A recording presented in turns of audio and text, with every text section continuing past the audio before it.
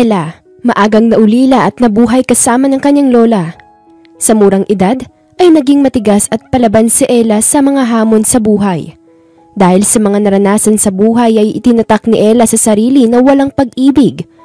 Pero isang araw ay magbabago ang lahat nang malaman niya na ibinenta siya ng madrasta ng kanyang ama bilang katulong para mabayaran ng halagang 300,000 na kinakailangan para mapiyansahan ng ama. Alang-alang sa half-brother na autistic, tinanggap ni Ella ang hamon na pagsabayin ng pag-aaral at pangangatulong sa isang matanda na kinatatakutan ng lahat. Astig at hindi basta-basta tumitiklop sa hamon ng buhay si Ella, pero uubra kaya ang kanyang pagkatao kapag nakaharap na si Don Ben?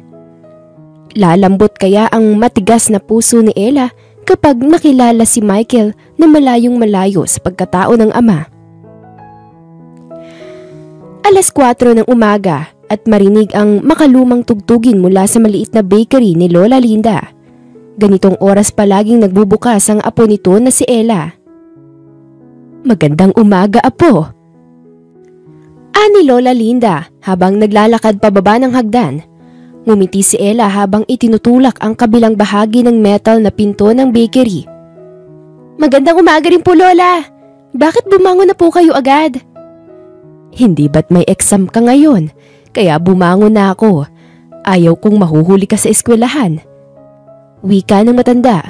Nang tuluyang makababa ay pinatay ng matanda ang radyo. "Ikaw, Ella, nasasanay ka na gustuhin ng makalumang tugtugin ha. Baka mamaya ay tumanda kang dalaga. Abay, hindi ako papayag ha. Mumultuhin talaga kita." Ano naman po kung tumanda akong dalaga? Wala naman po akong balak mag-asawa eh." Tumaas ang kilay ng matanda at napabuntong hininga, saka ipinatong ang isang kamay sa kamay na may hawak na tungkod. "Ella, matanda na ako at anumang oras ay mamamatay na ako. Paano ka? Sino makakasama mo?"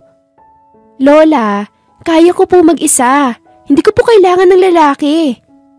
"Basta Ella, hindi ako papayag na wala kang makakasama sa buhay." "Ako na pong bahala, Lola, sa buhay ko. Tsaka nandyan naman po si Carl. Hindi ko po siya pwedeng pabayaan. Kung magpapamilya pa po ako, paano na ang kapatid ko? Kailangan niya po ako, Lola." "Ay nako, Ella, sayang ang ganda mo. O siya, sige na. Alam ko namang hindi ako mananalo sa'yo dito eh. Magpakana ka na at nang ikaw ay makapasok na." Umiling si Ella. "Lola, 4:30 pa lang naman po. Kalkulado ko na po ang oras ko at hindi ako malilate." Sagot niya pagkatapos ay sinimulang linisan ang istante ng mga tinapay. "Ay hindi, pumanik ka na sa itaas at maghanda ka na sa pagpasok mo." "Lola, para namang laging bago. 4th year college na po ako at araw-araw na ginawa ng Diyos. Hindi pa po ako na-late sa school kahit kailan." "Abay, talaga namang bata ka. Napakasipag mo talaga." Ngumisi si Ella at tumakbo sa lola pagkatapos linisan ng estante. "Mana po kasi ako sa'yo, Lola." Sabay na naglakad ang maglola papasok ng pinaglulutuan ng mga tinapay. "Magandang umaga, Tony," bati ni Lola Linda sa kanilang panadero. Saktong isinasalansan nito sa isang tray ang bagong ahon ng mga monay. "Magandang umaga po, Lola Linda." Nakangiti nitong tugon sabay kindat kay Ella. Kumunot ang noo ni Ella at tumaas ang kilay.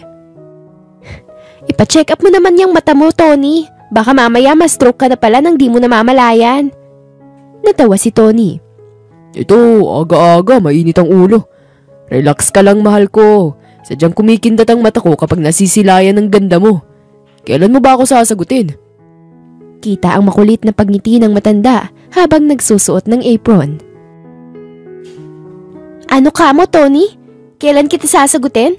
Nagpapaligaw pala ako sa'yo?" Monotono ang boses ng wika ni Ella habang kinukuha ang malalaking kahon na lagayan ng pandesal. "Simula grade 3, nililigawan na kita, Ella. Alam mo yun." "Ay hindi ko alam, Tony. Pasensya na."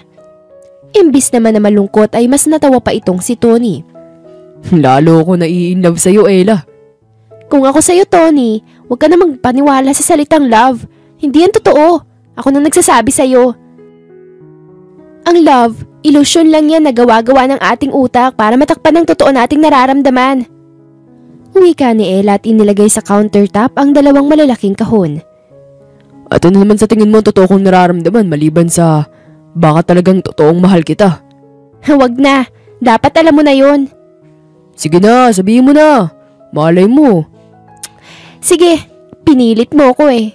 Ang totoo, malungkot ka pa rin sa pagkawala ng iyong ama. Kaya tumigil ka sa pag-aaral at nagtago dito sa bakery. Nabibigyan kita ng rason na malimutan ang sakit na nararamdaman mo kaya akala mo mahal mo na ako. Natahimik saglit si Tony bago tumikim at pilit na ngumiti. Basta, sigurado ako mahal kita. Umikot ang mga mata ni Ella. Bahala ka. Ang tigas ng ulo mo. Ang mas mabuti pa, punuin mo na tong lagayan ko ng pandesal. Sinayang mo 5 minuto ng buhay ko dahil sa walang kwentang bagay. Sige na, ihanda ko lang ang padyak ko. Dapat pagbalik ko handa na yung ilalako kong pandesal Bago tuluyang lumabas ng kwarto ay napansin ni Ella ang biglang paglungkot ni Lola Linda, pero pinili na lamang niya na ipagsawalang bahala ito. Paglabas ay agad niyang napansin ang paglakas ng hangin. Tumanaw siya sa dagat at nakita ang may kalakihang mga alon. Mukhang may nagbabadyang masamang panahon. Bulong ni Ella habang naglalakad papunta sa gilid ng bakery kung saan nakaparada ang kanyang padyak. Kagaya ng nakasanayan, nilinisan at nilagyan niya ng langis ang kadena. Pagkatapos ay sinigurado niya na lahat ng mga gulong ay maayos. Pumadyak siya at tumigil sa harapan ng bakery. Tony! Yung mga pandesal! Mula sa loob ay dali-daling lumabas si Tony habang buhat-buhat ang dalawang magkapatong na mga kahon. Eto na mga pandesal mo. Mag-ingat ka sa paglalako Sabi nito ng itali ang mga kahon sa sandalan ng padyak. Sige, ikaw nang bahala magsalansa ng mga tinapay sa estante Bago mag-alas 5, dapat tapos ka na dahil magsisidatingan ng mga tao. Malamang sa malamang ay maagang popondo ang mga pumapalaot ngayon dahil medyo masama ang panahon. Sige, ako nang bahala. Ngumiti si Ella at tinapik ito sa balikat. Salamat, Tony. Naglapat ang mga labi ni Tony habang pinipigil ang sarili ng ngumiti. Basta ikaw, Ella. Gagawin kong lahat para sa'yo. Sinasabing wag na ako, Tony. Magulo ang buhay ko. Ayaw kong susugod rito si Aling Leonora para sa bunutan ako. Mabilis na pumadyak si Ella palayo at hindi na nilingon pa si Tony. Habang binabagtas ang mahabang tulay patungo sa unang bahay na madalas niyang pagbentahan, napatanaw na lamang si Ella sa dagat at napangiti ng tipid. Ito ang paborito niyang oras kapag nakukulay kahelang kalangitan habang nag-aagaw ang liwanag at dilim. Ibinaling niya pabalik ang tingin sa unahan at saglit na pumikit. Agad din siyang nagmulat, sabay ngumiti. Grabe ang lamig! Pandesal! Pandesal kayo dyan! Sigaw niya at binilisan ang pagpapadyak. Ella! Dito! Ngumiti si Ella at tumigil sa tapat ng isang maedad na babaeng abala sa pagwawalis. Yan ang gusto ko sa inyo, Aling Sonia Buena mano! Magiging swerte ka. Sus, binola mo pa ako. Wika nito at isiniksik sa kilikili ang walis tingting saka kumuha ng barya sa bulsa. Hindi ko naman po sinabing maganda kayo Wika ni Ella saka nagsuot ng plastic gloves. Nawala ang ngiti sa mukha ni Aling Sonia at umikot ang mga mata. Ay nako, kung hindi lang talaga para kay Manang Linda, hindi ako bibili. Hindi ko talaga gusto ang ugali mo. Kaya hindi na ako nagulat na ipinamigay ka ng ama mo sa lola mo para mag-asawa ng iba. Gala mo naman, tagabigay ng aliw ang ina mo sa club tapos ikaw naman walang modong ugali. Ay, alam mo, humahanga pa sana ako sa iyo dahil masipag ka naman kumpara sa anak ko. Mas may kwenta ka sana kesa sa batugan na si Esther. Pero ang gaspang na ugali mo. Tumigil sa paglalagay ng pandesal si Ella sa paper bag at nagpa siyang pumadyak pa palayo kay Aling Sonia. Hoy! Bumibili pa ako! Sigaw nito pero hindi na inabala pang lingunin ito ni Ella. Pandesal! Pandesal kayo dyan! Muli niyang sigaw habang ninanamnamang masarap na hangin ng bukang liwayway. Sa loob ng 16 na taon, simula nang iwanan siya ng kanyang ama sa kanyang lola noong siya ay 8 taong gulang pa lamang. Ito na ang bukang bibig ng mga tao sa kanya. Nasanay na siya kaya ngayon ay baliwala na lamang sa kanya ang sinasabi ng mga tao. Pabili nga ako, Ella. Tawag ng isa sa may maedad na lalaki na nagkakape habang nakatayo sa harapan ng bahay. Mabilis na napawi ang emosyon sa mukha ni Ella at napipilitang tumigil. "Ilan ho, Manong Dennis?" Tanong niya saka kumuha ng plastic gloves at paper bag. 100. Sagot nito at humigop ng kape. Nagsimulang maglagay ng pandesal sa paper bag si Ella pero saglit na natigilan nang maramdaman niya ang isang kamay sa kaliwang pisngi ng kanyang puwet. "Bitaw!" Magkalapat ang mga ngipin na bulong ni Ella. 100 lang naman ang binili ko.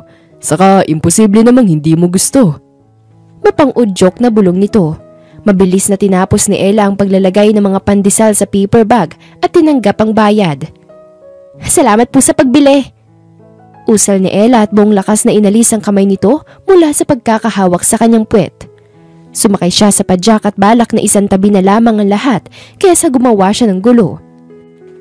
Ayos lang kung hindi ka pa kasing galing ng nanay mo.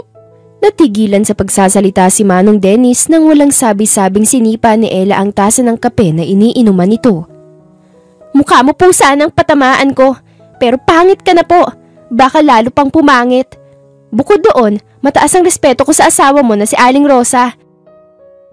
Dahil kahit kayod kalabaw na siya para itaguyod ang inyong mga anak, nagagawa pang mag-alaga ng amahing baboy." Nanlaki ang mga mata nito sa naghahalong gulat at galit. Bawiin mong sinabi mong babae ka. Napakakapal na mukha mo ah. "Ang ugali ko ho ay refleksyon lamang ng pakikitungo sa akin ng isang tao. Mabubuti ho ako sa mabubuti sa akin, pero doble ang kaya kong ibalik sa mga taong hindi nararapat sa salitang respeto." "Pagsisisihan mo to. Isusumpa ko na binastos mo ko." Ngumisi si Ella. "Sige lang po. Sa dami namang pinagdaanan ko, maliit na bagay na lang po yan sa akin. Sige, mauuna na ho ako." Pumadyak si Ella palayo at hindi na nilingon pa ang matanda. "Ella!" Tawag ng isang matandang lalaki na abala sa pagpapakain ng mga sasabunging manok. "Manong Gary, magandang umaga ho." Bati ni Ella at tumigil sa harapan nito. "Pagbilan nga ako." Sige ho, magkano nga ho?" "Bigyan mo nga ako mga 200. "Po, 200? Ang dami naman ho." Natawa ito. "Umuwi ka po ng mga anak ko. Kasama ang kanika nilang pamilya kaya magkakaroon kami ng munting salo-salo. Mamaya ay darating ang mga kamag-anak namin. Pangkape-kape habang naghahanda." Ganun ho ba?" Inihanda ni Ella ang malaking paper bag para lalagyan ng pandesal. "Oo, kaya magpapahanda rin na dahil isasama na ako ng aking mga anak pabalik sa ibang bansa." Dagdag ng matanda. "Wow, ang galing naman ho!" Kita sa mga ngiti ni Manong Gary kung gaano ito kasaya at kasabik. "Pero alam mo, mahirap itong pag-alis ko." "Po? Bakit naman po? Gagaan na po ang buhay mo sa ibang bansa tapos kasama mo pa po ang mga anak mo." "Yun kasing pinagtatrabahuan ko na matanda na nagmamay-ari ng malaking asyenda sa Lumen. Nahihirapan akong iwan siya eh." Napaisip si Ella. Yung masungit hubang si Don Ben? "Oo, si Don Ben." "Paano naman po naging mahirap? Sa wakas nga po ay makakaalis na kayo sa kanya. Bali-balita ko po kung gaano kalupit at kagaspang ang ugali nun." "Ella, alam mo, kung hindi naman dahil kay Sir Ben at sa tiwalang binigay niya sa akin ng mahabang panahon, hindi ko mapagtatapos sa mga anak ko. Inaalala ko na baka wala siyang makuhang kapalit ko. O di kaya naman may makuha pero hindi matagalan ang ugali niya. Mamaya may gawin pang masama. Kung lalaki ka lang sana, ikaw na sanang nireto ko. Sa sipag mo naman yang tapos magkakasundo pa kayo ng ugali." Natawa si Ella. "Manong Gary, nagpapatawa ka po ba? Paano naman ho kami magkakasundo nung si Don Ben? Baka kamo araw-araw kami mag-away nun eh." "Hindi na ho. Ang makakatagal lang ho sa kanya ay ang kagaya mong mabait at pasensyoso." Isinilid ni Ella ang huling bilang ng pandesal at iniabot sa matanda. Ayan na po lahat. Sige Ella, salamat. Salamat rin ho, Manong Gary. 7:30 na nang makabalik si Ella sa bakery. Lola, nandito na ho ako. Ubos na po lahat ng mga paninda ko. Usal ni Ella habang inaalis sa mga kahon sa pagkakatali sa padyak. Pagkatapos na maalis sa mga kahon ay binuhat na niya ang mga kahon papasok. Aray! Daing ni Ella nang tamaan ng tsinelas sa ulo. Mabilis siyang lumingon sa direksyon kung saan nanggaling ang tsinelas. Bakit niyo ho yung ginawa, Lola? Pagod na nga ho yung tao binato niyo pa ng tsinelas. Nakangusong saad ni Ella. Namewang si Lola Linda at itinigil ang pagwaswas ng mga langaw. Aba, kasalanan ko ba? Kung ang inaatupag mo ay ang pagpasok, di wala kang narinig sa akin. Diyos ko Ella, 7:30 na. Ano pang aabutan mo sa school? Lola, 9 pa po ang klase namin ngayong araw. Totoo? Oo nga ho. Sigarduhin mo lang Nako. Opo Lola. Ang sa akin, baka napapabaya mo ng pag-aaral mo dahil pagod ka na bago ka pa man makapasok. Huwag ho kayo mag-alala Lola sa pag-aaral ko. Maliwanag naman ho sa isipan ko na kailangan ko makapagtapos para pwede na ho kayo magpahinga. Gusto mo na ako mamatay at pagpahingahin mo na ako? Lola, hindi ho. Sa edad nyo kasing yan, dapat paupo-upo ka na lang. O kaya nagchichismisan o kaya nagbibingo. Hay nako, hindi ako tamad Tandaan mo, hindi mo responsibilidad na mag-alala sa akin. Ang dapat lamang na isipin mo ay ang pag-aaral at na makahanap ka ng maayos na trabaho. Sabi ni Lola Linda at marahang tumayo nang matapos ang pagsasalansa ng mga bagong batch ng mga tinapay. Ang likod ko. Lola, nandyan na naman ang likod mo. Baka tama si Ella. Dapat magpahinga na kayo at kaming mag-asawa na ang bahala sa pagpapatakbo nitong bakery mo. Sabat ni Tony na nakataples at apron lamang. May panyo pa itong nakatali sa noo. Matangkad at maganda ang pangangatawan ni Tony. Marami ang nagkakagusto kaya rito, maliban lang kay Ella. Manahimik ka nga Tony. Nangingilabot ako sa salitang asawa Inis na wika ni Ella. Hindi pa naman sa ngayon Ella. Sorry na agad. Huwag ka na magalit. Sige na Ella. Umakyat ka na at na makapaghanda ka na sa pagpasok mo. Nagluto na si Tony na makakain at mababaon mo. Ani Lola Linda at naupo sa kawayang upuan. Sige ho, aakit na po talaga ako. At baka dumugo pa ang nguso nitong si Tony. Nanganganti pa naman tong kamao ko. Banta ni Ella kay Tony. Imbis naman na dibdibin ay kilig na kilig pa itong si Tony. Pero bago pa man makahakbang paakit ng hagdan ay natigilan si Ella nang mahagip ng kanyang mga mata ang isang babaeng nakatayo sa labas ng bakery. Nakangisi ito habang naninigarilyo. Kamusta Ella? Usal nitong babae sabay buga ng usok ng sigarilyo. Napabitaw sa hawakan ng hagdan si Ella at takot na naglakad palapit sa babae. Tita Minerva, utal na sabi ni Ella. Tinatanong kita kung kumusta ka na. Ayos lang ho ako tita. Aba, buti ka pat maayos ka lang. Hindi mo ba kami kakamustahin? Lumingon si Ella kay Tony at sinenyasan nitong samahan muna sa taas si Lola Linda. Agad namang sumunod si Tony, sa kanya ibinaling pabalik ang tingin kay Minerva. Kumusta ho kayo tita? Si Papa po, si Carl, kamusta na po ang aking kapatid? Kita mo? Kung hindi pa kita pupuntahan, hindi ka pa makakaalala ng mga musta. Hindi kami ayos. Ang magaling mong ama ay inirereklamo sa barangay kahapon at kung hindi kami makakabayad sa perwisyong ginawa niya, ay makukulong siya.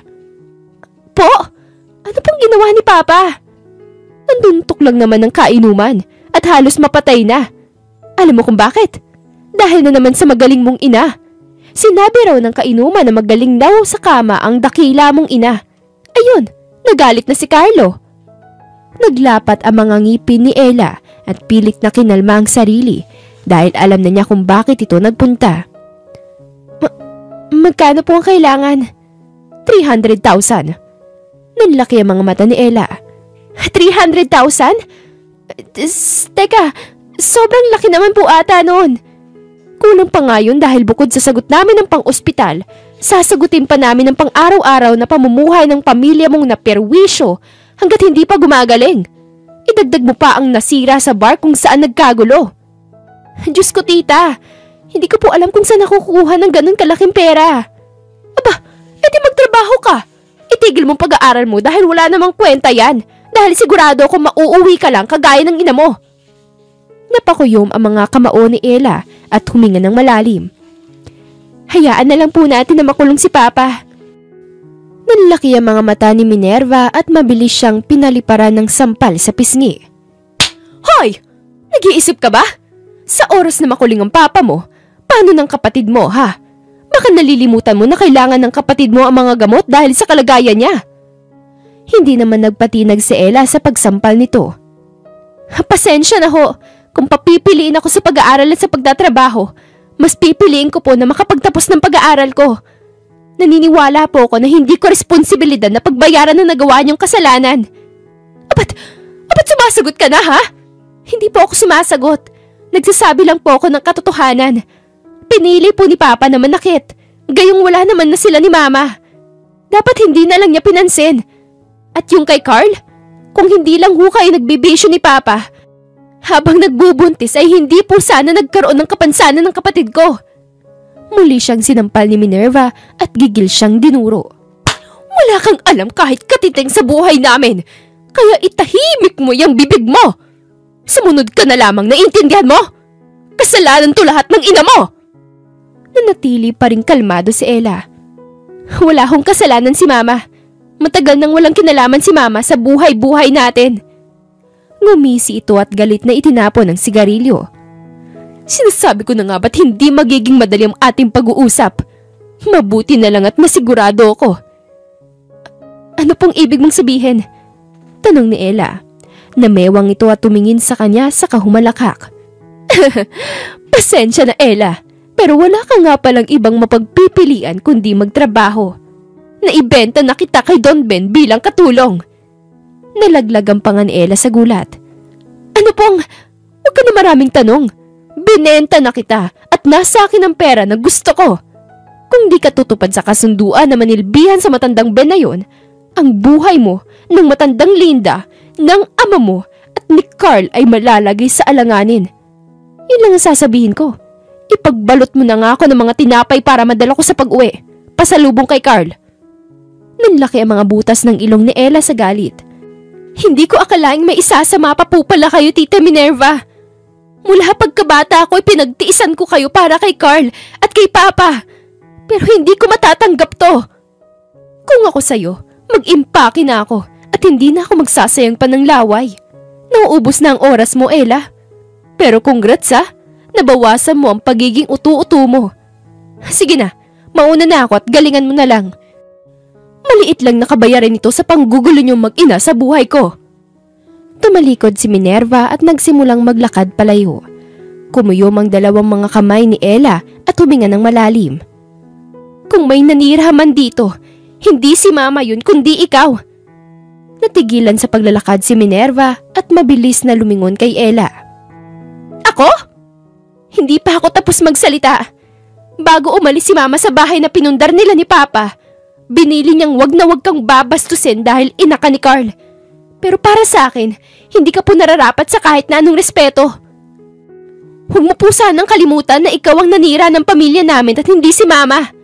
Dahil kahit pagbali-baliktarin man ng lahat, isa ka pa ring kabit. Nanlaki ang mga mata ni Minerva sa galit. Huwag kang bastos! Umamba ito ng sampal pero agad na napigilan ni Ella ang kamay nito. Sa oras na mabayaran ko ang utang ninyo, kukunin ko si Carl at mabubulok ka sa kulungan. Anong ibig mong sabihin, ha? Marami akong pruweba sa pagiging wala mong kwentang ina. Pwersahang ibinaba ni Ella ang kamay ni Minerva at tinalikuran nito. Namumuyo siyang umakyat sa second floor kung saan agad siyang sinalubong ni Lola Linda. Oh, ano nangyari? Sinaktan ka na naman ba ng Minervang yon? Umiling si Ella at tinago ang pisngi na namumula sa sampal ni Minerva. Ayos lang po ako, Lola. Huwag na po kayo mag-alala. Ano raw ang kailangan niya? Humihingi na naman ba ng pera? Napatitig si Ella sa matanda at matagal bago nakasagot. Ella, ano ba? Tinatanong kita. Tumayo si Tony mula sa kawayang upuan at naglakad palapit sa kanila mula sa sala ng bahay. Umupo muna kayo, Ella. Hindi na. Malilate na rin ako sa school. May sasabihin lamang ako kay Lola. Ibinaling ni Ella ang tingin sa matanda. Lola, pasensya na po at may hindi ako ipinagtapatagad sa inyo. Nangilid na agad ang luha ni Lola Linda. Apo, ano yun? May problema ba? Lola, nitong mga nakaraang linggo, naghahanap na po ako ng trabaho para kako. Pagkatapos ko ay diretsong trabaho na ako. Nawala ang iyak ng matanda at napalitan ng ngiti. Totoo ba, Apo? Opo, at kaninang umaga po ay nalaman ko na tanggap na po ako sa trabaho. Gusto po ni Tita Minerva na umuwi muna ako para alagaan si Carl. Kaya alam ko pong mabigat ito pero kailangan ko po munang umalis, Lola, para po makalayo kina Tita Minerva. Gumuhit ang malaking ngiti kay Lola Linda. Napakasaya ko, Apo. Kahit mapapalayo ka sa akin ay walang hinggan naman ang pasasalamat ko. Dahil sa wakas ay mapapalayo ka na sa malupit na madrasta ng iyong ama. Nanginig ang mga labi ni Ella dahil labag man sa loob niya na magsinungaling sa matanda ay alam niyang mas masasaktan ito kung malalaman ng totoo na mangangatulong siya sa matandang Don. Opo, Lola. Pinahid ng matanda ang mumunting mga luha na kumawala sa kanyang mga mata. O paano? Kailan ang alis mo, Apo? Ang totoo po, pinapatawag na po ako ngayon para po sa training. Wika ni Ella at iniwas ang tingin sa matanda. Paano naman ang pag-aaral mo? Naglakad si Ella papasok ng kanyang kwarto at kumuha ng malaking bag. Bayad naman ho akong pagtatrabaho ko sa training kaya po balak ko pong humanap ng murang boarding house na malapit sa pagtatrabahuan ko at sa school. Ganun ba? Saan ka ba, Apo, magtatrabaho? Tanong ng matanda sa katumulong sa pagtutupi ng kanyang mga damit. Ano po, sa bayan po. Napakasaya ko, Apo. Isipin mo, sa bayan ka magtatrabaho. Isang malaking karangalan. Malaking kumpanya ba ang papasukan mo? Opo, malaki po.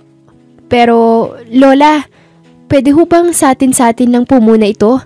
Dahil panigurado pag nalaman nila Tita Minerva na may trabaho na ako, lalo pong guguluhin ang buhay ko. Pakiusap ni Ella nang i-zipper ang unang bag. Oo, Ella, nauunawaan ko. Bukod doon siguradong ang mga tao rito na masama ang turing sa'yo ay biglang magpanggap na mabuti ang pakikitungo sa'yo. Lola naman pero totoo ka naman po dyan. Ayaw ko mag-inarte ang mga ito na akala mo hindi ako nilait na manghabang panahon. Saglit namang nabaling ang pansin ni Ella sa mahihinang hikbi sa gilid. Hoy Tony, umiiyak ka ba? Tanong ni Ella. Umiling naman ito at nagpatuloy sa paglilinis ng sapatos niya. Hoy Tony, huwag mo nga akong dramahan ha? Usal ni Ella at naglakad palapit dito.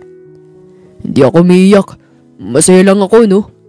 Basta, huwag mong pababayaan ang sarili mo dun Huwag masyado mainit ang ulo mo dahil hindi lahat ng lalaki kagaya ko. Baka mamaya, mabalitaan ko na lamang na nasa ospital ka na. At kung may lalaki mang magpapatibok sa puso mo, sana timbangin mo muna kung mahigitan ba nito ang pagmamahal na ibibigay ko sa'yo. Umiling si Ella at umupo sa harapan nito, saka pinunas ang mukha nito na puro luha. Mag-iingat ako. At huwag kang kung ano-anong sinasabi mo dyan. Walang sino man ang makakapagpatibok ng puso ko. Sinasabi ko na yan sa'yo. 8:00 sa relo ni Ella nang marating nila ni Tony ang sakayan ng jeep papuntang bayan. Paano ba yan? Ikaw na munang bahala kay Lola ha. Kapag nakaipon na ako, masusuklian ko rin lahat ng mga utang na loob ko sa'yo. Huwag mong gagalawin ang padyak ko dahil sinasabi ko talaga sa'yo. Wika ni Ella pagbaba nila ng tricycle. Magsasalita na sana si Tony pero pinigil na ni Ella. Hay nako, huwag ka na nga magsalita. Baka umiyak ka na naman Tumango na lamang ito at inalalayan siyang makasakay ng jeep. "O paano ba yan? Dito na ako. Umuwi ka na at walang kasama si Lola. Susubukan kong umuwi tuwing linggo. Salamat ng marami, Tony ah." Paalam ni Ella rito pagkatapos na iabot sa kanya ang 2 bag at isang basket na puno ng tinapay. "Hihintayin ko na umalis ang jeep." Maiksing wika ni Tony na umiiwas ang tingin sa kanya. "Huwag na, bumalik ka na dahil baka maglupasay ka pa dyan pag inantay mo pa ako. Saglit na lang naman ay mapupunaw na rin to eh." "Sige na, Ella." "Eto na, kahit kailan talaga. Linggo-linggo uuwi rin naman ako. Hindi ako mangingibang bansa na taunan kong umuwi." Sa wakas ay sumuko na si Tony at sumakay na ng tricycle pabalik sa kanilang barangay. Nang masiguradong nakaalis na ito, ay madali siyang bumba sa jeep at nagtungo sa sakayan papuntang Lumen.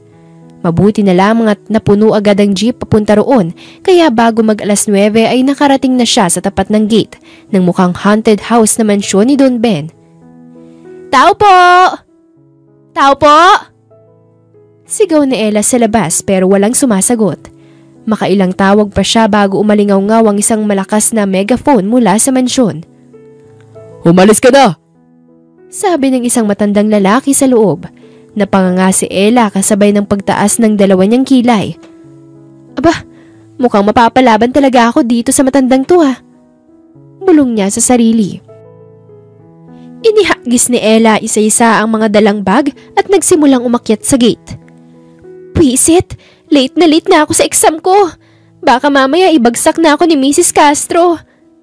Reklamo ni Ella habang humahangos na inaayos ang suot na damit nang matagumpay nang makapasok sa gate. Inilabas niya ang teaser na baon niya para kung sakali mang may aso ay may protektahan niya ang kanyang sarili. Habang naglalakad patungo sa harapan ng mansyon ay napansin niya na malinis at malawak na lupain na nakapalibot sa mansyon. Sa isip niya ay maraming mga pwedeng gawin sa lupain, hindi lamang pag-aalaga ng mga hayop. "Binabalak mo ba ako pag nakawan?" Nagulat si Ella sa nagsalita at agad na napatingin sa matandang lalaki na nagsisigarilyo habang nakaupo sa isang kahoy na upuan sa terrace ng mansyon. Hindi na malaya ni Ella na narating na pala niya ang harapan ng mansyon dahil abala ang isip niya sa mga ideyang pumapasok sa kanyang isipan para mapakinabangan ng mga nakatiwangwang lamang na piraso ng mga lupa. Hindi ho! Mas may maganda ho akong binabalak sa magnakaw. Nangihinayang ho kasi ako sa mga nakatiwangwang na mga lupa na pwede pang mapakinabangan." Paliwanag ni Ella habang nakapamewang sa harapan ng matanda. "Ibang klase ka rin sabi nito at ibinuga ang usok ng sigarilyo. "Ako nga po pala si Ella." Pakilala niya habang pilit ang mga ngiti. "Wala akong interes sa pangalan mo. Hindi ka ba naturuan ng mga magulang mo ng tamang asal? Kapag hindi ka pinagbuksan ng gate, ibig sabihin lamang no na hindi gusto ng may-ari ang presensya mo." Tura ng matanda. Napahinga ng malalim si Ella at pilit na pinigil ang sarili na makipag-away sa matanda. "Sa kasamaang palad, hindi ho talaga ako tinuruan ng mga magulang ko ng tamang asal. Dahil sa maagang edad ay pinamigay na nila ako dahil naghiwalay sila. Si Papa nangabit, habang si Mama nagbigay aliw sa club. Pasensya na ho kung lumaki akong walang gabay ng magulang, pero marunong naman ho akong tumupad sa usapan. Kaya po ako nandito ay dahil sinabi ng kabit ni Papa na ibinenta ako rito para mga tulong dahil may utang sila." Tumaas ang 2 kilay ng matandang lalaki at tumitig sa kanya. Ilang segundo rin itong nakapagtitigan bago nagsalita. "Lalaki ang hanap ko rito. Pero ang sabi ni Dennis ay daig mo pa raw ang isang lalaki." "Dennis?" Ulit ni Ella. "Oo, asawa ni Dennis ang namamahala ng pwesto ko sa palengke. Si Rosa. Si Dennis ang nagpakilala sa akin kay Minerva. Sinamahan ni Dennis dito si Minerva para umutang ng 300,000 piso.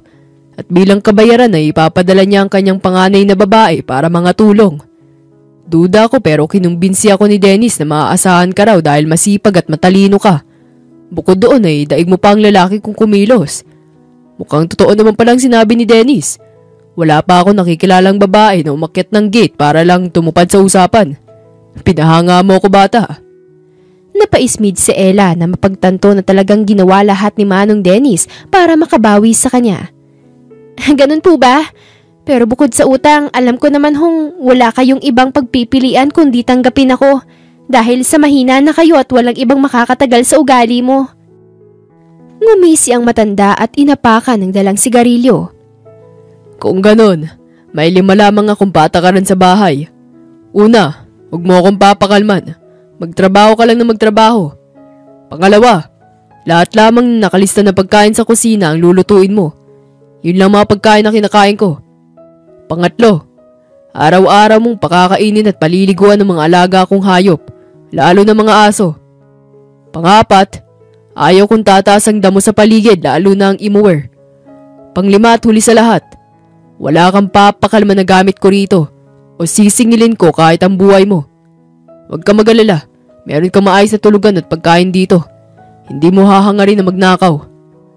Yun lang po ba? Sabi ni Ella. Tumayo ang matanda at naglakad papasok sa mansyon. Kung ganon, ako rin po sana ay may kondisyon.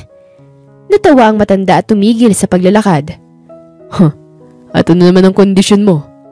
Humakbang si Ella paakyat ng terrace at ibinaba ang mga dalang bag. Gusto ko po sanang bigyan mo ako ng sweldo para magamit ko po sa aking pag-aaral. Kung ano man matitira kada buwan, yun ang isusulong ko. Ilang buwan na lamang naman po at magtatapos na ako. Sapat na po sa akin ng 30,000 a month dahil mabigat po ang trabaho ko. Pangako po nababawi ako. Habang pumapasok ako, pangako po na sisikapin kong mapakain ng mga hayop at makapagluto na makakain mo bago ako pumasok. Ngumisi ang matanda. Paig ako. Siguraduhin mo lang na hindi ka sasablay. Yun lang ba? Meron pa po sana. Total, narito naman na ho tayo. Magsasabi na po ako na maaga. May kaugnay po ito sa sinabi ko kanina. Masyado hong malaki ang lupa ninyo para di pa kinabangan ng gusto. Kumukuha po ako ng agriculture at maraming nakatiwangwang na lupa na pwede pang pagkakitaan. Kapag natapos ko po ang pag-aaral ko, gusto ko po sana magtayo ng ilang palaisdaan at magtanim ng mga gulay at prutas para hindi lang manok at baboy ang pinagkukuhanan ng ititinda. Tahimik na nag-isip ang matanda bago nagsalita. Pag-iisipan ko yan. Sige ho, maraming salamat po. Sa ngayon dito na po muna mga gamit ko. Mamaya ko na lang ipapasok. Itong green na bag po ay mga bagong lutong tinapay. Yun na muna ang kakainin nyo. Half day lang po ako ngayon kaya bago maghapunan ay nakauwi na po ako. Babawi na lang po ako ng hapunan. Wika ni Ella. Umiling ang matanda. Kabago-bago mo pa lang pero ako ang mag-a-adjust para sa'yo. Biglaan po kasi. Hindi ko naman po pwedeng isantabi ang aking pag-aaral. Mahigit 30 minutes lang po akong late sa aming finals. Sige na. Lumakad ka na. Magpatid ka na kay Wilson. Wilson? Yung driver ko. Nako, maraming salamat po. Saan ko po siya makikita? Sa likod ng bahay. Tawagin mo lang. Maraming salamat po talaga. Ngiti-ngiti na tumakbo si Ella patungo sa likurang bahay.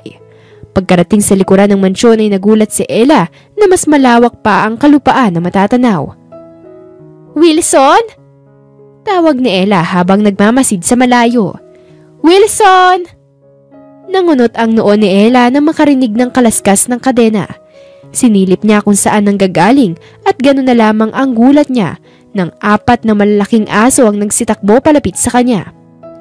Nanlaki ang mga mata ni Ella at binilisan tumakbo palayo. Buisit na matandang yon! Palaho ni Ella. Babawi ako! Pagdating sa gate ay mabilis siyang umakyat. Nang makatalon pababa sa kabilang parte ng gate ay bahagya niyang kinoryente ang isa sa mga aso. Kita niya ang takot sa mga ito. Iniangat niya ang tingin at nakita ang matanda na nakatanaw sa balkonahe ng 2nd floor. Babawi ako! Marahang bigkas ni Ella. Sinisiguradong mababasa ng matanda ang bawat pantig kada buka ng kanyang bibig. 2:00 ng hapon ay papauwi na si Ella. Habang nakasakay sa tricycle pabalik ng mansyon ay nangingiti pa siya dahil kahit late kanina ay nagawa niyang ma-perfect ang exam. Pagbabay anantay niya muna ang tricycle na makalayo bago ihagis ang bag sa loob at nagsimulang umakyat ng gate. Pero laking gulat niya nang marating ang tuktok ay bumukas ang gate. Matandang yun talaga! Inis na saad ni Ella na todo kapit para hindi mahulog. Nang tumigil ang gate ay umakyat siya pababa. Habang pababa ay sumara naman ang gate. Galit na tumalon si Ella at sinakbit ang bag. Tumakbo siya papunta sa mansyon at nakita ang matanda na nagsisigarilyo na naman sa balkonahe. Pilit nang umiti si Ella at isinantabi ang inis. Magandang hapon, Sir Ben. Oh, kamusta? Nihatid ka ba ni Wilson? Sarkastikong tanong ng matanda. Tumaas ang kaliwang kilay ni Ella at mas lumaki ang pilit ng ngiti. Opo, the best nga po eh. Dahil nga po sa kakaibang pampagana na binibigay ni Wilson, alam mo po ba na perfect ko na ang exams ko? Kaya thank you po, Sir Ben. Sige ho, maglilinis na po ako. Ang biling ko bata, alalahanin mo ha. Mga gamit mo nasa kwarto mo na. Iisang silid sa tabi ng kusina. Ang mga panlinis ay nasa cabinet sa kusina at ikaw nang maghanap. Wika ng matanda. Nauunawaan ko po. Ngiting-ngiti na wika ni Ella at pumasok na sa mansyon. Pagpasok ay nanlaki ang mga mata ni Ella sa ganda ng interior ng mansyon. Kung mukhang haunted house ito sa labas, sa loob naman ay tila nakapasok siya sa hotel. Ang ganda! The best! Bulalas ni Ella habang nililibot ang tingin sa kabuuan ng mansyon. Pagdating sa kusina ay agad niyang nakita ang tinutukoy nitong kwarto dahil bukas ang pinto at nakakalat lamang ang gamit niya. Nawala ang ngiti ni Ella at napasimangot. Oo nga pala, magkalaban nga pala kami ng matandang masungit na yon. Bulog niya at pumasok sa silid. Hindi naman makapaniwala si Ella na napakalaki ng silid para sa isang katulong. Malinis din at napakaganda ng kama. May sariling banyo at damitan ng kwarto. Grabe! Katulong lang ako nito ah! Tuwang-tuwa na saad ni Ella habang naglalagay ng mga damit sa cabinet. Pagkatapos magligpit ay lumabas na siya para maglinis. Habang naglilinis ay agad niyang napansin na wala ni isang litrato sa sala o saang mang parte ng bahay. Sa kusina, habang nagluluto ay pansin niya na 2 pares ng mga kubyertos lamang ang meron. 2 pinggan, 2 tasa at 2 baso. Nang matapos sa pagluluto ay lumapit siya sa matanda na abalang maglakad sa harapan ng mansyon at nakahalig pa sa tuyong dahon. Sir, nasaan na ho ang mga pagkain para sa mga hayop? Tanong ni Ella habang nakatayo sa likuran nito. Yung mga pagkain ng baboy ay nasa kulungan na mismo. Pati ang mga manok. Tig-isang salok lamang ah. Sunurin mo ang mga nakapaskil na direksyon sa pagpapakain kada kulungan dahil may iba't ibang pagkain sa bawat laki ng mga baboy. Sige ho. Yung mga aso, ayos na mga yun. Napakain ko na sila. Mukha namang nasarapan sila sa mga tinapay mo. Nalaglag ang panga ni Ella pero piniling kumalma. Naglapat ang kanyang mga labi at ngumiti ng pilit. Masaya po ako na nagustuhan ng mga aso ang mga tinapay. Luto na nga po pala ang mga pagkain. Kain na lang po kayo. Tumalikod siya sa matanda at galit na nagtungo sa babuyan. Pagdating roon ay sakto namang dumating si Manong Gary. Manong Gary! Tawag niya dito. O Ella, ano ginagawa mo rito? Tanong nito na halatang gulat na gulat. Ano ho, mahabang kwento pero nangangatulong na ho ako ngayon dito. Ibig bang sabihin, ikaw nang tinutukoy ni Sir Ben na papalit sa akin? Baka ako nga ho. Natawa ito habang pinipihit ang gripo. Oh, kamusta naman? Malabo hong magkasundo kami. Wika ni Ella. Nawain mo na lang sana, Ella. Ganyan talaga kapag tumatanda na at walang pamilya. Alam ko, dinadaanan na lamang ni Dr. Ben sa pagsusungit ang takot niya na mamatay mag-isa. Kaya pala kahit isang litrato ay walang makikita sa bahay. Pati ang mga gamit sa pagkain parang isang tao lamang. Oo nga. Buti na lang at nag-aabot tayo. Ituturo ko na sa'yo mga dapat mong gawin. Sige ho, Manong Gary. Mabilis na lumipas sa mga araw at linggo. Nakasanayan agad ni Ella ang mga gawain niya sa araw-araw. Pati ang pag-aaway nila ni Don Ben ay parang normal na routine na lamang nila. Sabado, habang nagluluto ng umagahan ay nagkukusot na si Ella ng mga labahin. Katabing kwarto lamang ng kusina ang labahan. Bata, pagkatapos ng mga trabaho mo dito sa bahay ay mamalengke ka. Kung may iba pang gagawin, gawin mo na kahit matagalan ka ng uwi. Magkakatay kami ngayon ng mga ititinda sa palengke kaya hindi mo kailangan magpakain. Usal ni Don Ben ang pumasok sa kusina at nagtimpla ng kape. Lumaki ang ngiti ni Ella. Sige po, sir. Ibinaba nito ang pera sa mesa. Nariyan ang sahod mo. Dinagdagan ko na yan. Hala, salamat po. Wika ni Ella. Buong akala niya ay hindi na siya pasasahuri nito kakaaway nila. 6:00 ay sabik nang naglakad si Ella palabas ng mansyon. Sir, lalakad na ho ako. Tumango lamang ang matanda na abalang magsigarilyo at magbasa ng dyaryo. Habang naglalakad papunta sa gate, ay rinig niya ang malakas na sipol at mula sa likuran ng mansyon ay nauunang tumakbo ang mga alagang aso ni Don Ben kay Ella. Imbis na matakot ay tumigil sa paglalakad si Ella at inilahad ang palad sa ere. Sit! Ang 4 na malalaking aso na iba-iba ang breed ay sabay-sabay na umupo. Good boys! Nakangiting usal ni Ella at pinagbigyan ng mga ito ng mga hiwa ng lutong karne na lagi na niyang baon. Pagkatapos nabigyan ng mga ito, ay tumingin si Ella sa matanda. Sorry po, Sir Ben. Try your luck next time. Pagdating sa bayan ay pinagpasyahan niya na saglit na bumisita kay Lola Linda. Saktong pagdating niya roon ay kabubukas lamang ng matanda ng bakery. Lola! Sabik niyang bati rito. Aba, apo! Masayang bati pabalik ng matanda. Mabuti naman nakabisita ka. Nagmano si Ella at tumulong na sa pagbubukas. Naku Lola, sobrang busy po. Ngayong wala masyadong gawa. Sabi ko sasaglit na lang ako rito kahit hanggang tanghali lang. Abay mabuti naman kung ganun apo. Halika, kumain ka na ba? Nasa paglalako na si Tony. Nangunot ang noo ni Ella. Ginamit niya po ang padyak ko? Aba hindi, ano ka ba? Pinalagyan ni Tony ng sidecar ang motor niya. Kalma lang. Ha, ganun ho ba? Kala ko po talaga makakatikim siya sa akin eh. Oo nga po pala Lola. Ito po, pambili po ng maintenance mo at ang kalahati po ay para kay Cal. Nanlaki ang mga mata ng matanda. Ella, mas malaki ito sa pinapadala mo nung nakaraan ah. Ayos lang ho yan. May pabonus po kasi si Sir sa akin. Tara, kain na po tayo. Namiss ko na po ang luto mo eh. Ikaw na talagang bata ka. Salamat ha. Isang araw, mga 1 linggo na rin ang lumipas mula nang bumisita kay Lola Linda ay nakatanggap siya ng text mula kay Minerva na humihingi ng pera para sa kapatid. Hindi niya pinansin ito dahil bukod sa kakapadala lamang nung nakaraan ay malayo pa ang araw ng sahuran. Kinabukasan ay papasok na sana sa school si Ella nang laking gulat niya na sumugod si Minerva doon. Napakaramot mo talaga! Bulyaw nito habang hinahablot ang kanyang buhok. Tita! Bitawan niyo ho ang buhok ko! Hindi ko bibitawan ang buhok mo hanggat hindi mo ibibigay sa akin ang pera na hinihingi ko.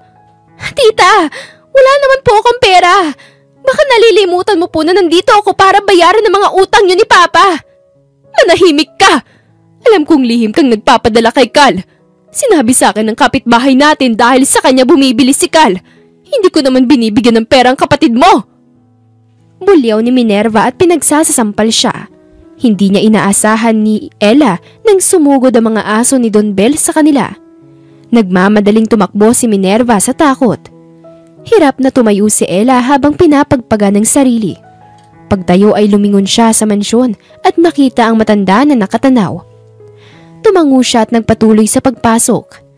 3:00 pag uwi galing ng school ay bago tuluyang magpunta sa manukan ay nagpasalamat si Ella sa matanda. Huwag ka mag-isip ng kung ano. Kaya ako lang naman pinakawalan si na Wilson ay dahil ako lang may karapatan na pahirapan ka. Wika nito. Pero salamat pa rin po.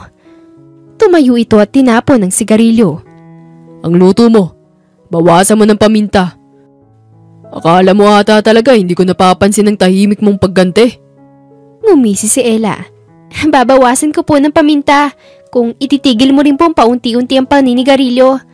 Bago ka po magalit, sana unawain mo po na para rin sa kapakanan mo ang hinihiling ko. At ayaw ko rin naman ho na mawala ka kaagad dahil kailangan ko pa po magbayad ng utang. Sayang naman ho, di ba, kung Hindi mo naman po akong mapapahirapan? Umiling ang matanda. Naglakad na sa loob ng mansyon. Nagtungo sa manukan si Ella at nagpakain ng mga ito pagkatapos ay naglinis. 5:00 nang umuwi siya. Napakunot ang noo niya nang makita ang matanda na nakaupo pa sa kahoy nitong upuan sa terrace. Kadalasan ay sa ganoong oras ay nasa loob ito at nagbibilang ng mga kinita na hinahatid ni Aling Rosa hapon-hapon pag galing palengke. Sir Ben? Tawag niya dito pero hindi ito sumagot. Dali-dali siyang umakyat sa terrace at nakitang natutulog ang matanda. Sir! Gising na ho! Sa loob na po kayo magpahinga. Hindi ko po kayo kayang buhatin. Pero hindi talaga kumikilos ang matanda. Ibinaba ni Ella ang bitbit na basket na puno ng mga itlog at inalog sa balikat ang matanda. Sir Ben! Sir Ben! Ilang tawag pa niya pero hindi ito sumasagot. Humihinga naman ito pero parang hirap ayon sa obserbasyon ni Ella. Nagmamadali siyang kumontak sa numero ng nurse na nakalista sa kusina at 7:00 sa relo ni Ella nang marating nila ang ospital. Takot na takot si Ella pero pilit siyang nagpakatapang. Kinabukasan ni habang natutulog sa tabi ng kama ni Don Ben ay nagising si Ella sa malakas na batok. Aray! Reklamo ni Ella pero agad naman nantigil nang makita na gising na si Don Ben. Sir Ben! Gising ka na po! Malamang, sino bang may sabi na hindi ako gigising?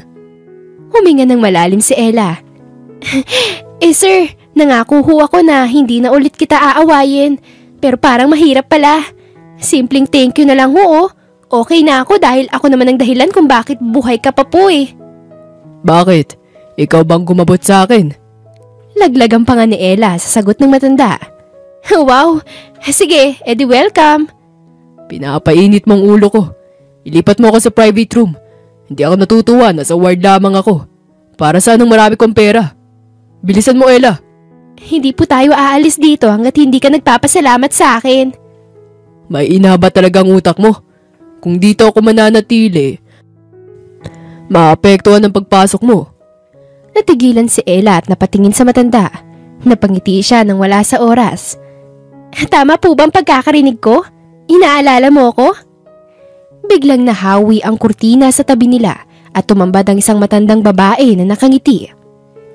Iha, kung ang problema mo lamang ay magbabantay sa lolo mo habang nasa school ka, ako nang bahala. Usal ng matanda. Tumayo si Ella at naglakad palapit sa matanda. Hello po. Ako po si Ella. Ano pong pangalan mo? Ako si Lola Ising. Usal ng matanda. Dito na ako halos naninira sa ospital dahil sa sakit. Kaya naman mapapanatag ang isip mo, Ella. Ngumisi ng alanganin si Ella. Nagpapasalamat po ako sa alok nyo. Pero kasi itong lolo ko, medyo may katigasan po ng ulo eh. Mahirap po siyang pasunurin. Natawa si Lola Ising. Totoo ba ito?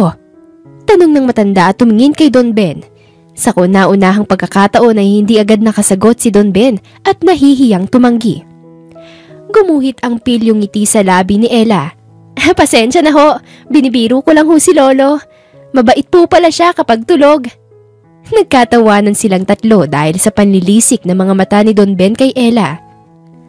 Hi Ben, ako nga pala si Ising. Usal ng matanda at inlahad ang kamay kay Don Ben.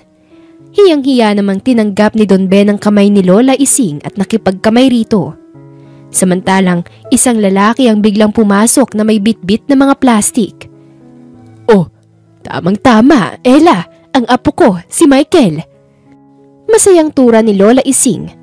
Tuwing umaga lang siyang nandito dahil may pasok siya sa gabi. Mukhang may bago tayo makakasama.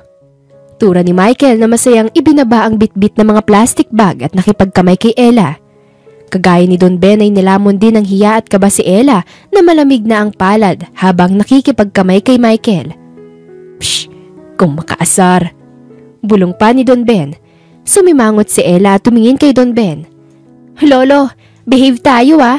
Baka ma-culture shock sila. Mukhang mababait pa na naman. Bulong niya sa matanda. Ay Lolo. Bati ni Michael at nagmano kay Don Ben.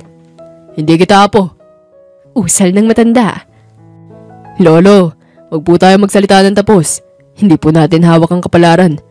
Baka 1 year from now on, maging apon mo na rin po ako. Usal ni Michael at ibinaling ang tingin kay Ella. Halika, tulungan mo ako maghain at sabay-sabay tayong kumain. Mabuti na lamang at maraming nabili ko. Naku, wag na. Nakakahiya naman. Bantayin niyo na lang muna si Lolo tapos uuwi ako saglit at magluluto. Ngumiti si Michael at ipinatong ang kamay sa ulo ni Ella. Dito na. Sa susunod, kami naman ang anyayahan mo para wala kang utang na loob. Ginulo nito ang kanyang buhok na nagpatigil saglit ng kanyang paghinga. Sige, salamat. Ganun na lang. Utal-utal na sagot ni Ella. Mahigit 2 linggo na rin na pabalik-balik si Ella sa ospital dahil wala namang ibang mag-aasikaso kay Don Ben maliban sa kanya. Sa loob ng 2 linggo ay naging malapit sila ni Michael kahit tuwing hapon lamang sila nagkakasama. Sa umaga siya pumapasok habang si Michael ay pumapasok naman tuwing alas 5 ng hapon hanggang gabi. Ella, ito, ice cream. Napatingin si Ella kay Michael na kakarating lamang galing eskwelahan habang abala sa pagpa-finalize ng kanyang thesis. Salamat. Sabik na usal ni Ella nang tanggapin ng maliit na kahon ng ice cream. Kanina pa ba sina Lola naglalaro? Tanong ni Michael nang ibaba ang dalang bag at naupo sa kanyang tabi. Oo, nagaya kasi si Lola na magluto raw dito sa rooftop ng ospital para mag-umagahan. Nagpabili ng maliit na portable gas stove si Don Ben at mga pagkaing maluluto. Napagod ka pa. Naku, ayos lang. Basta nakikita ko silang masaya. Oo nga eh. Nakakatuwa kapag masaya silang tingnan. Nung una akala ko hindi sila magkakasundo. Ako nga rin eh. Sabi ni Ella at sumubo ng ice cream. Alam mo ba, hindi talaga ako apo ni Lolo Ben. Katulong niya ako. Totoo? Tanong ni Michael na agad na napatingin sa kanya. Oo, promise. Pero bakit para magkamukha ata kayo? Hindi ko alam. Basta ang alam ko, ako lang ang nagkakapagtiyaga sa magaspang ng ugali. Kung alam mo lang ang pinagdaanan kong sakit ng ulo sa matandang yan. Pero sabi ko nga, kahit napakahirap niyang unawain minsan, mabait pa rin naman siya kasi kahit araw-araw kami nag-aaway, pinapasahod niya pa rin ako. Binigyan ng maayos na kwarto at masarap na pagkain. Tumitig si Michael sa kanya at ngumiti. Paano pala ikaw naging katulong ni Lolo Ben? Natigilan si Ella at ang tinik ng ilang araw nang bumabagabag sa kanya ay tila nawala. Hindi ka naaasiwa kahit katulong lang ako? Bakit naman? Wala lang. Mayayaman kasi kayo tapos ako katulong lang. Umiling si Michael at pinunasan ang kanyang labi. Teka, kaya ba kahit magda2 linggo na tayo magkakasama rito, malayo ka pa rin sa akin? Oo, ayaw ko kasi na mamaya may humusga sa akin dahil lamang sa pagiging malapit sa'yo. Ella, alam mo, kami na lang ni Lola sa buhay. Ang base naman sa nakikita ko, gusto ka ni Lola. Nagkwentuhan sila habang abala rin na magkwentuhan ng 2 matanda sa kanilang harapan. Pagsapit ng Sabado, sinabihan sila Ella at Don Ben na pwede nang lumabas. Kita ni Ella ang biglang pagtamlay ni Don Ben nang sabihing pwede nang umuwi. Kaya naman habang nagliligpit ng mga gamit ay kinausap niya si Don Ben. Sir, di ba marami ka naman pong pera? Panimula ni Ella. Nangunot ang noo ng matanda. Alam mo ikaw. Hindi po. Ang akin kasi kung malungkot ka po na aalis ka na, edi sasamahan na lang po kita sa Elderly Care Center sa kabilang wing ng ospital. Natigilan ng matanda sa pag-iimpake. Anong gusto mong palabasin? Sir, alam ko ho na ayaw mo pong malayo kay Lola Ising. Kung dito ka na rin ho kayo manirahan, edi masasaya ka. At ang hanap buhay ko? Alam ko pong ang kapal ng pagmumukha ko na sabihin to pero pwede naman hong ipagkatiwala nyo na lang sa akin. Tumitig ang matanda sa kanya. Sir, malinis ho ang intensyon ko Tsaka ho, matanda ka na po talaga para mag-isip kung kanino iiwan ang kabuhayan mo. Sayang naman po kung makukuha lang ng mga nasa taas kapag napabayaan. Naupo ang matanda sa tabi niya at umubo. Sige. Nanlaki ang mga mata ni Ella. Totoo po? Gusto mo magbago ang utak ko? Salamat po agad, sir. Sabik na yumakap si Ella sa matanda pero pinigil siya ng matanda. Huwag mo nang tangkain. Natawa na lamang si Ella at tumango. Pero magpatulong ka kay Michael. Usal ng matanda na halatang sabik na maglagay ng mga gamit. Tumulong na si Ella. Opo, yun ho talagang usapan namin nung nakaraang gabi. Nakwento ko po kasi na nakatiwangwang lang yung lupain ninyo. Balak namin na magdagdag ng kabuhayan doon. I-renovate namin ang mansyon sa isang vintage restaurant. Ngumisi si Don Ben. Buti naman at may napapala ka pala sa pag-aaral. Gusto ko yan sinasabi mo. Salamat po sa tiwala. Tara na ho, sasamahan kita sa ECC. Walang sinayang na oras si Ella para isakatuparan ang plano nila ni Michael. Habang nag-aaral ay pinagsabay-sabay niya ang pagtatrabaho rito sa restaurant. Katuwang si Michael ay unti-unti nilang napaunlad ang negosyo. Nabigyan pa nila ng pagkakataon ng ilang mga tao na magkaroon ng trabaho. Bukas na ang graduation mo. Anong plano mo? Tanong ni Michael habang nagsisinop sila ng kusina. Ngumiti si Ella. Plano? Siguro salo-salo lang. Susunduin ko si Lola Linda, tapos mag-request tayo sa ospital. Kahit mga 1 oras lamang na ilabas si Lola Ising para sama-sama tayo. Tumango si Michael. Sige, habang sinusundo mo si Lola Linda, ako nang bahala kina Lola Ising. Salamat Michael. Anong plano mo sa graduation mo? Ngumiti ito ng malaki. Isasabay ko na lang bukas para isang salo-salo na lang. Ganun ba? Sige, tara na sa ospital. Usal ni Ella nang ikandado ang pinto ng restaurant. Kinabukasan ay nagtungo agad si Ella kina Lola Linda para sundin ito. Balak niya na doon na lamang mag-intay ang matanda sa restaurant habang nasa graduation siya. Pero laking gulat niya nang madatnan niya roon ang kanyang ina. Ma? Naluluhang usal ni Ella habang naglalakad palapit sa sala kung saan nakaupo ang kanyang ina at lola. Madali itong tumayo. Anak! Ma, anong ginagawa mo rito? Niyakap siya nito. Anak, kaarawan mo ngayon, hindi ba? Gumanti ng yakap si Ella. Akala ko po nakalimutan mo na. Pwede ba naman yun? Pero nagulat ako na malaman na nagtatrabaho ka na pala. Bumitaw sa pagkakayakap si Ella. Opo, at maganda ho ang kalagayan ko sa pinagtatrabahuan ko ngayon. Talaga anak? Mabuti naman. Masaya ako. Sorry anak, ang dami nang namiss ni Mama sa ganap sa buhay mo. Ngumiti si Ella at pinisilang kamay ng ina. Okay lang po ma, naunawaan ko naman po kayo. Nabalitaan ko rin ang nangyari sa papa mo. Sorry anak ha. Hindi ma, wala ho kayong kasalanan doon. Ang mga desisyon ni papa, kasalanan niya po yun. Kung sana naging mabuti siyang ama, sana hindi mo po kailangan gawin ang trabahong yun para mabuhay ako. Hala anak, huwag kang umiyak. Shh, baka masira ang makeup mo. Graduation mo pa naman. Masaya lang po ako ma. Tumayo ang kanyang Lola Linda at lumapit sa kanila. Diana, bakit hindi mo samahan ang anak mo sa graduation? Nanlaki ang mga mata ng ina ni Ella. Anay, wag na ho. Nakakahiya. Baka pagkatuwaan pa si Ella. Hinawakan ni Ella ang kamay ng kanyang ina. Samahan mo ako ma.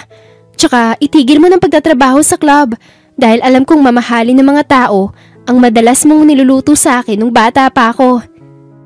Anong ibig mong sabihin anak? May pinapatakbo na po akong restaurant ngayon at gusto ko po gawin mo na ang totoo mong gustong gawin, ang pagluluto. Anak, totoo ba to? Opo ma. Mangiyak-ngiyak na wika ni Ella. Ako, pwede bang sumama? Napatingin sa likuran si Ella at nakita roon si Tony na humahangos. Tony, kagagaling mo lang ba sa paglalako? Oo. Umiling si Ella. Oo na, isasama kita. Masayang nagsalo-salo sina Ella kasama ng pamilyang hindi man niya hiniling ay ibinigay ng Diyos sa kanya. Masayang masaya si Ella. Pagtapos ng salo-salo ay hiniling ni Michael na magkaroon sila ng pribadong pag-uusap. Gagawa pa sana si Tony ng eksena ng pagalitan ni Don Ben at Lola Linda kaya pinili na lamang nitong magpaubaya. Sa balkonahe ng second floor ay nagulat si Ella nang makita na maraming bulaklak at mga kandila. Ano to Michael? Tanong niya. Ngumiti si Michael at hinawakan ang kanyang kamay. Ito sana ang gusto kong iregalo sa graduation mo. Ikaw walang babae nagpatibok ng puso ko. Kaya sana, pagbigyan mo ko. Alam ko na ang kwento ng buhay mo. Tinanong ko kay Lolo Ben. Mailap ka sa pag-ibig pero sana maniwala ka na paninindigan ko ang pagmamahal ko sa'yo. Naluluhang pinisil ni Ella ang kamay ni Michael. Alam mo ba, nang makilala kita, nagbago lahat ng pananaw ko sa buhay. Dahil sa'yo naramdaman ko na pwede ako mapagod, maging mahina, at maging malungkot dahil may ikaw. Matagal ko nang pinili na maniwala sa pag-ibig, Michael. Iniintay ko lang na umamin ka. Hindi na nagsalita si Michael. Mabilis nitong siniil ng halik ang mga labi ni Ella. Labis ang saya ni Ella sa mga sandaling yun. Hindi kagaya ng maraming kwento ay hindi lahat masaya. Bumagsak ang kalusugan ni Lola Ising ng gabing yun. Isinugod nila ito sa ospital at sinabi ng doktor na lumalala na ang sakit nito. Malungkot si Ella dahil pakiramdam niya ay parang kukunin na sa kanya ang isang taong minahal siya nang walang kahit na anong kondisyon. Ella, apo. Tawag ni Lola Ising. Naghatid si Ella ng pagkain ng mga oras na yon. Ano po yun, Lola? Tanong niya at lumapit dito. Apo, ikaw nang bahala ulit sa Lolo Ben mo ha. Huwag kayong malulungkot kung magpapahinga na ako. Pasalamat na lamang tayo sa Diyos na minsan sa ating mga buhay ay nagkatagpo tayo. Mas alalahanin natin ang masasayang mga sandali na magkasama tayo. Tumango naman si Ella habang diretso ang tulo ng luha. Nauunawaan ko po. Huwag po kayo mag-alala. Ako na pong bahala kay Lolo. Taon din ang lumipas nang tuluyang mawala si Lola Ising. Pero bago ito mawala ay nagpakasal pa sila ni Lolo Ben. Isang simpleng okasyon lamang. Doon ay bumagsak na rin ang katawan ni Lolo Ben at nito ay gusto nang sumunod kay Lola Ising. Bata, ito. Sabi ni Lolo Ben habang nakaupo sila sa isang bench sa labas ng center. Inabot ni Ella ang mga papel. Ano po ang mga ito? Malamang papel. Nangunot ang noo ni Ella at ibinaba ang kinakain na ice cream. Alam ko pong papel ito. Inilipat ko na lahat ng ari-arian ko sa'yo. Ikaw nang bahala sa lahat kapag sumunod na ako kay Ising. Halos mabulunan si Ella nang marinig ang sinabi ng matanda. Pero po... Aangal ka pa. Ayaw mo? Natawa na lamang si Ella at umiling. Mag-e-emote sana ako eh. Pero sige na nga po. Buti naman po at gumawa ka ng tamang desisyon. Huwag ka pong mag-alala. Ako na pong bahala. O sige. Pagbalik ni Ella sa restaurant ay pagkatapos na maghatid ng pagkain kay Lolo Ben ay hindi niya inaasahang makikita si Minerva sa ospital. Tita? Tawag niya rito. Umiiyak itong tumakbo sa kanya at niyakap siya. Ella, iligtas mo si Cal. Po, ano nangyari kay Cal? Inatake siya, Ella, at hindi kasya ang pera ko para tanggapin siya sa ospital. Teka po, buwan-buwan po ako nagpapadala ng mahigit 50,000. Nakita ni Ella ang pag-ikot ng mga mata nito, pero agad ding bumalik ang pagpapaawa. Alam mo naman na kulang yun sa gamutan ng iyong kapatid. Bigyan mo ko ng 100,000 para maipaggamot ko si Cal. Nawala ang pagkabahala ni Ella at tiningnan nito. Si Cal, nasan po siya? Gusto ko siyang makita. Nagulat si Minerva. Ha? Bakit kailangan mo makita? Bigyan mo na lang ako ng pera. Alam ko na maganda na ang buhay mo. Ang kapal mo talaga. Kung hindi dahil sa akin ay wala ka ngayon sa kinalalagyan mo. Umiling si Ella at napatawa. Sinasabi ko na nga ba, wala pa ring pagbabago. Kukunin ko na po sa inyo si Cal at ako nang bahala sa kanya. Nanlaki ang mga mata nito. Hindi pwede! Ibigay mo sa akin si Cal o magsasama kayo ni Papa sa kulungan dahil wala kang kwentang ina. Ano ka mong sabi mo? Alam ko pong hindi mo pinansahan si Papa. Inubos mo lang ang pera sa sugal. Ni ipagamot si Cal ay hindi mo ginawa. Hoy! Kung makapagsalita ka, isa ka lang namang hamak na katulong. Naglapat ang mga labi ni Ella, pero bago pa siya makapagsalita ay sumingit si Lolo Ben sa usapan. Hindi na siya isang hamak na katulong. At ni minsan, hindi ko siya tinuring na katulong. Siya na ngayon ang nagmamay-ari ng lahat ng yaman ko. Kung ako sa'yo, magsasanay na ako na tawagin siyang Doña Ella. Napaluhod si Minerva, Pero naglakad na palayo si Ella.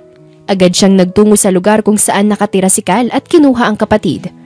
May autism ang kapatid ni Ella at nangangailangan talaga ng maayos na pangangalaga at gamutan. Pagbalik sa restaurant ay laking gulat niya nang sumalubong sa kanyang isang live band na tinutugtog ang kanyang paboritong kanta. Kinuha ng kanyang ina si Cal at naglakad ang mga ito sa gitna. Ella. Wika ni Michael na lumabas sa kusina habang dalang isang plato na may pinagpatong-patong na mga tinapay. Tumigil ito sa kanilang harapan at lumuhod.